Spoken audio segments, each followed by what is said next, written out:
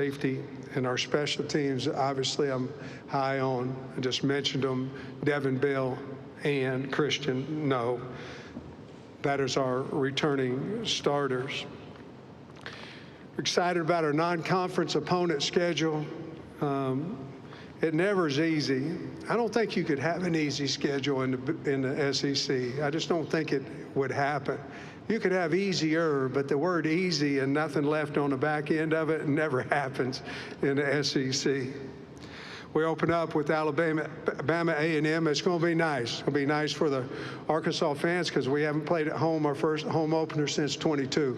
So that'll be great to have that game. Then we go play Arkansas State in Little Rock. We've never played Arkansas State. So that should be exciting for both Arkansas State and the University of Arkansas. Butch Jones, they just came off a 8-5 season. He's doing a wonderful job over there. And I believe that we should have that rivalry. Memphis, a top 25 team. Ryan Silverfield, they were 11-2 last year. We go to Memphis, and they have an incredible football team. I really like their coach, a really good coach, done wonders over there at Memphis. And then, of course, we have a home game with Notre Dame, national runner-up. Marcus Freeman, obviously one of the finest coaches in the country, and has a wonderful football team. Our home schedule is A&M. The thing I want to talk about Texas A&M is that the last time we played them at home, Johnny Manziel was running wild on us out there. I remember that because he came running over sideline laughing at us. They were ahead. He probably could, but that was in 2013, if I remember right.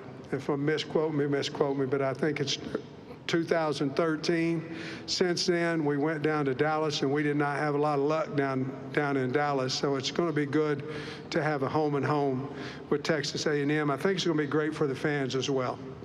We play Auburn at home, Mississippi State, and Missouri.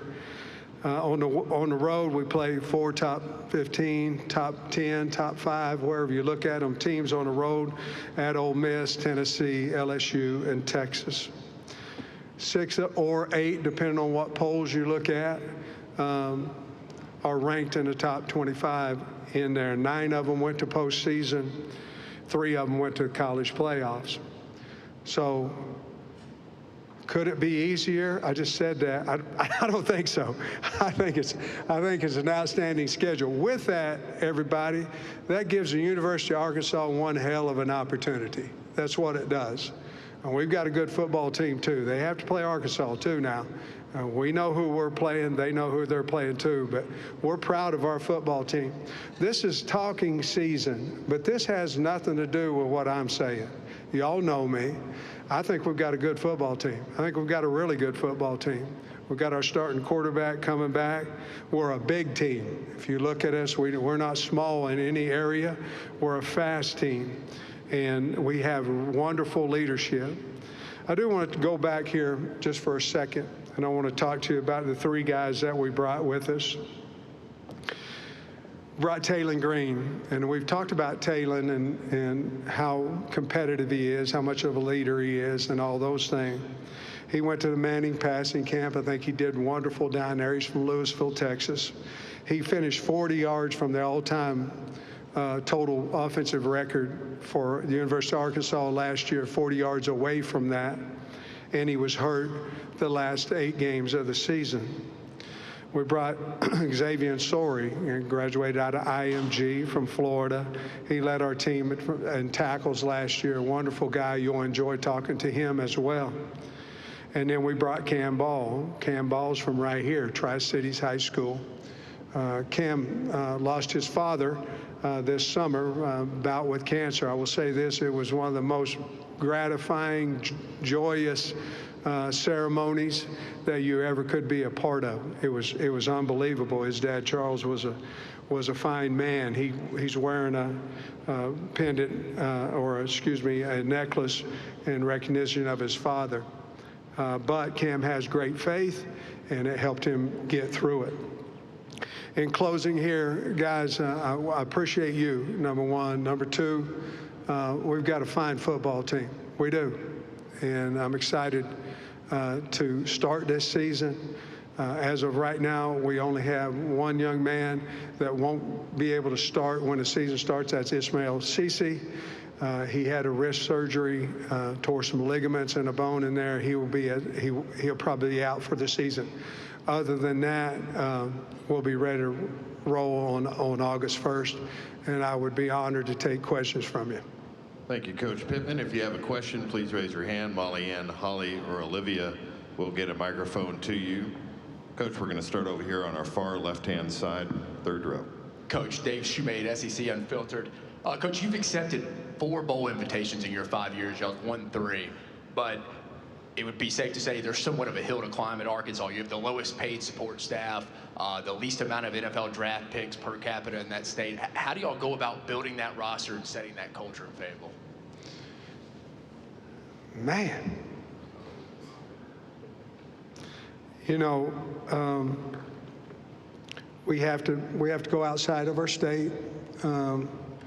In-state recruiting has changed over the last 3 or 4 years because of NIL, and so you have to think about the talent, who it is, versus what the pay is expected, and so that's been a little bit more difficult in our state. But we like to stay within an 8-hour radius if we can. We've expanded that just a little bit, where our kids can come see us several different times. Financially, with revenue sharing, I think now we're back on even keel with everybody, which we weren't. You just read that off. You know, when we were even, we went from 4-20 to top 20 in 2 years. And so I think the program has a chance to get back up to around those 9+ wins than where we were before, just simply because we have the finances to back that. We've got a good football team, we've got a good staff, we've got great facilities, and we got a great state of fans at the University of Arkansas and the state of Arkansas. There's no reason we can't do it. If I was going to make an excuse, it would be financially, is why we haven't done quite as well as where we were projected my first 2 years. But I think now, with it being even, look out, the Razorbacks are coming on.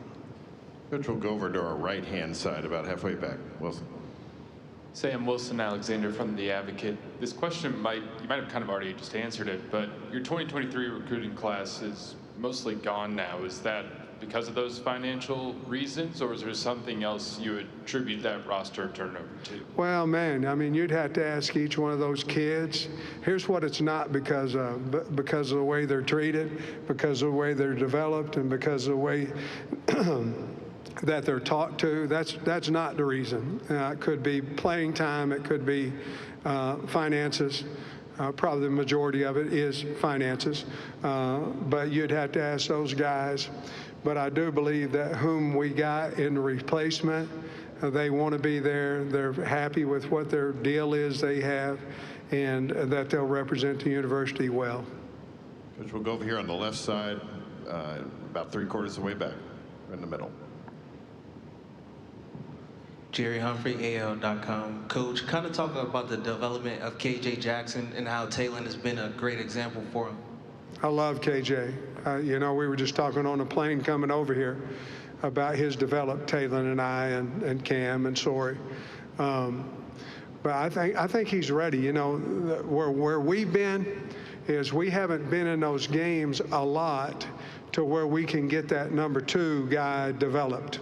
Let's go back to last year. We opened up with Pine Bluff, and we were able to get Malachi in the game. We were able to get KJ in the game, and then when we needed Malachi against Tennessee, Malachi was able to do it. Some of the other teams are able to play their 2s a little bit more. We're hoping to be one of those teams that can get KJ in the game. I believe in him wholeheartedly. I believe he's the quarterback for us in the future. I do. We're not going out and looking for somebody else. When Taylor Green leaves, we got him. He's on campus. We believe in him. We'll go straight in front of me and 2 rows back. Thomas Jones, Austin American Statesman. Sam, you played Texas twice in the last few years. Yeah. Does the fan base still consider Texas a rivalry? What have you learned about that rivalry in those 2 games, and what do you expect going down to Austin this year? Yeah, I feel like they do. I mean, I feel like it was a very passionate, very loud football game. Obviously, we lost 20-10 this year, but I believe that it is reviving the Texas-Arkansas rival, and we're 1-1 in that. Going down to Texas, tough place to play. Great football team. But we'll be looking forward to going down there, and I'm sure they'll be looking forward to getting us down there. But we have not played down there in those 2 games, played at home. But I believe if you ask our fan base, and from the feel of the stadium when we play the University of Texas, I believe that it's one of our rivals, if not number 1. Coach, we'll go over to our right-hand side again. Eric G. 92 won the ticket. Yeah, Eric. Fayetteville. How you doing, Coach? Good. You mentioned the A-State game. You guys are playing them this year, and you need that rivalry. Butch Jones has been pretty adamant about wanting to play it every year. Would you like to see it added to the schedule on an annual basis? And if so, is that game best played in Little Rock, or No. is it best like 2 for 1, home and home? No. I want to play them in Fayetteville, and if that's what I want to do. You ask me what I want. If we're going to play Arkansas State, I want to play them at home. And right now, under contract, we're in our last year at Little Rock. Now, whatever the governor decides, that's what she decides. But right now, that we're in our last year at Little Rock, so it'd have to either be there or here. And I'm not really interested in going over there and playing. Coach, we'll stay in that section. Barry, 3rd row on the near out. Yeah, Barry Trammell, Tulsa World. Hey, Sam, it seems like every year your job's under discussion. Is Sam going to be back? Is Sam going to be back? Yeah. Does that make your job more difficult? Does it not matter anymore? Does it handle you personally? What are the ramifications of the constant discussion over yours or any other coach's job situation? Well, when they discuss other coaches, it doesn't affect me, so I'm good there. But let me say this. The only ramifications of someone constantly having you on this list or whatever other list is recruiting. That's the only thing. And it seems to affect us a little bit more in the state of Arkansas because they're up on the Razorbacks, they see more. Now, how can we stop that? We win more games. That's what we can do. Look, most everything a guy brings on, he brings on himself. Most things that come out, you earn it. Now, you may disagree with some of it and all that, but I've earned that. I mean, I have. To get off of that, we've got to win more games. But I'll say this. To consider that you're going to go coach some player for 10 years in the SEC, you're a fool. Kirby Smart, Stoops, that's it in this league. So I think you got to look at it as year to year. How are you doing? I'm not worried about it because I got a good staff and a good team. So I'm not worried about it at all, but I do appreciate the question. Coach, we'll go over here to our left on the far aisle. Larry. Larry Carlson, History of Longhorn Sports. Congrats on the new hip, Sam. Thank you. And just wanted to ask you, with all the talk about having to re-recruit your players almost on a daily basis everywhere, is that going to, in your opinion, affect the longevity of coaching lives? Just to, get fed up with it? It's a little bit hypothetical. I mean, I will say this. I believe that some of our quality head coaches that are great head coaches, it may drive them into the NFL. I do believe that. But I do think we can make changes in what we're doing right now and keep them in college football. I believe that. So the answer is a little bit of yes and no. I think if we cut down the portal and made it to one, I think that would keep a lot of guys interested, and you have assistants going to the NFL and all that too. I think that would keep them more into college ball. But to me, opening a portal after you have spring ball is the craziest thing in the world. Why would you have spring ball, know your team, and then 5 or 6 of them leave after spring ball? That makes no sense to me whatsoever. If you give a guy opportunity to leave, I think that's great. Go ahead. But it's got to be somewhere, in my opinion, in early January, or it shouldn't happen at all. Coach, we're going to go all the way to the back of the room at left. Hey, Coach. This is Reagan Scarta of Inside Arkansas. Tell us a little bit about your tight ends and receivers. There was almost a complete turnover of personnel in those 2 position groups since last season. Who do you expect to be Taylon Green's main targets? Well, when you started talking, I knew you was from the great state of Arkansas. Go Hogs. All right. Tight end wise, Rohan Jones, very talented guy. Very talented, fast, very talented. Andreas Polsky, he's coming back. He can do both. He can. I'm not saying Rohan can't do both, but we're going to send him deep. He can run. Andreas Polsky, a good player, can do both. Can catch, can block, can do both. Now, just Platt. Platt is a guy that can do both. We got him from A&M, so he can do both too. Go to wideouts, okay? And you got to add Maddox Lassiter in there as well. So I like our group of tight ends. I do. Let's go to wide receiver. Now, for me to sit here and tell you I know everything about the wide receiver group, I'd be lying to you. Again, I told you about coach speak. I'm not going to do it. I'm going to tell you what I believe, and whatever you believe, you believe.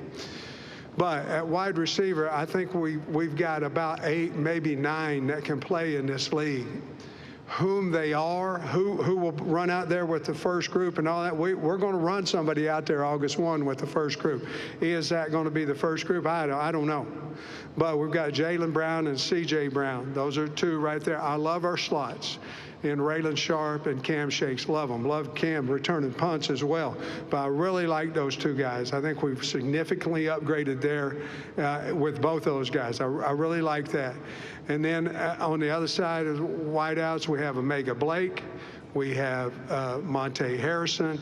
We have Andy Jean.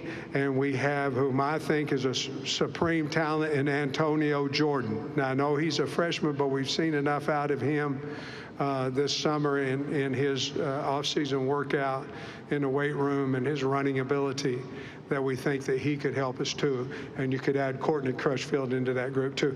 I believe that we have a really good wide receiver core. Again, we're big, we've got length, and our tight end. Now we finally have 2 tight ends that you could throw 12 package out there, and you could throw the ball to either one of them, and you could run the ball. Coach, we're going to go straight down here to our right on the front row. How you doing, Coach? Demetrius Johnson, Underhill Media. What's up, man? Yeah, I just wanted to ask you about your addition of Remy Cofield and how his position has allowed you to get back to coaching and kind of step from the finances of college football. Man, he's helped me.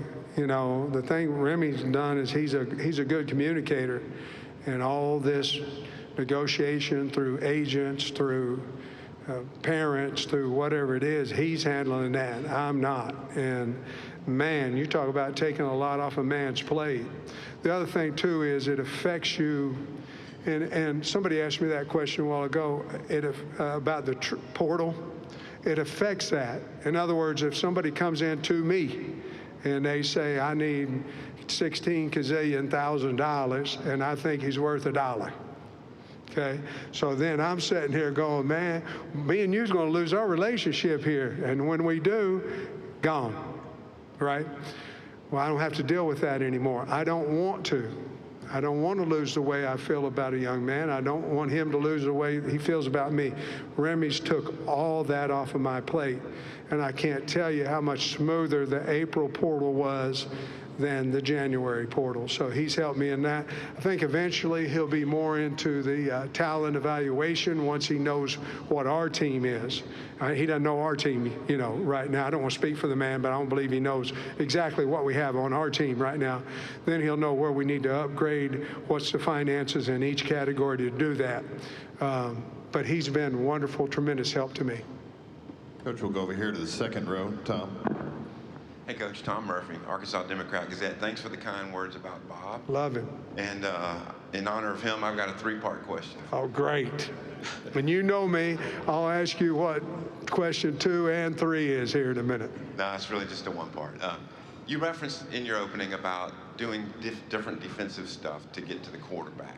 Can you elaborate on that a little bit more? And is it a product of the evolving game or what your roster looks like this year? Number one, I think you can do, if you like your linebackers, which I love our linebacker group. I like them a lot. If you like your linebackers, you can do more. You can do more. And not just one. If you have one, now they can figure it out. If you have 3, which we do, I think we have 3. And I like Shaw, and I like Dix, and I like Sorey a lot. But anyway, I think that will allow us to do some more. We're big at corner. We can run at corner. I don't know exactly who we're going to start at corner. I think we have 5 of them that are in there for a battle. All of them except for Davila, and he's extremely fast, are big, you know. So you're not out there going, okay, we can't get into cover 2 where they got to tackle. You know what I mean? We can't get into cover 1 because we can't cover, you know. So I think between the linebacker group and an inexperienced at defensive end is where we're at right now. We've got guys we like. Justice Boone we like. Quincy Rose we like. We got Philip Lee coming in. We like Charlie Collins. We like those guys. They're inexperienced. So I think to get them started, I think we're going to have to do some different things with some veteran people. And we tested that in the spring, and I think it worked for us. Coach, we'll have one final question over to our left, about 3/4 of the way back. Coach Jacob Davis with Hogs on SI. How you doing today? Buddy, I'm doing good. That's Sports Illustrated? SI? On SI. Oh, that ain't Sports Illustrated. All right, go ahead. That's on the side or something. That's right. Coach has got a couple questions, 2-part actually. You talked a little bit about the defensive ends, and tell us a little bit more about the depth of defensive tackle that you built. And maybe tell us a little bit about how you plan to bring a little bit more pressure, considering you only had 26 sacks last season. All right. Interior-wise, obviously we brought Cam Ball, so we think he's one of the top D linemen in the SEC. Ian Griffard would be another guy that we believe in heavily. Oaks is another guy that we believe in. That David, he came in and was hurt a little bit in the spring, but has a lot of talent. And then the other one that probably is the most improved is Danny Salih, probably the most improved defensive lineman that we had, ends, interior. Now, Cam didn't play in spring ball, so it gave Ian a great chance to get more reps, but he's lost a lot of weight. He's going to be a force. I really like him. And then what was the second part of that question? Bringing more defensive pressure. You got a low voice, man. Yeah. Again, I believe that our linebackers are good. They're fast, and I believe we ought to bring them. And so I think because of all 3 of them, I believe that we can put more pressure by doing that, and I think we'll continue to turn Travis more loose to go to total 0 more often. But we have to continue to be more aggressive on defense and get them in 2nd and long instead of 2nd and 6 or shorter. Coach Pittman, thank you for your time this afternoon. All right, go Hogs. We appreciate all of you. No matter what you write, you're writing about us. Go Hogs. Appreciate you.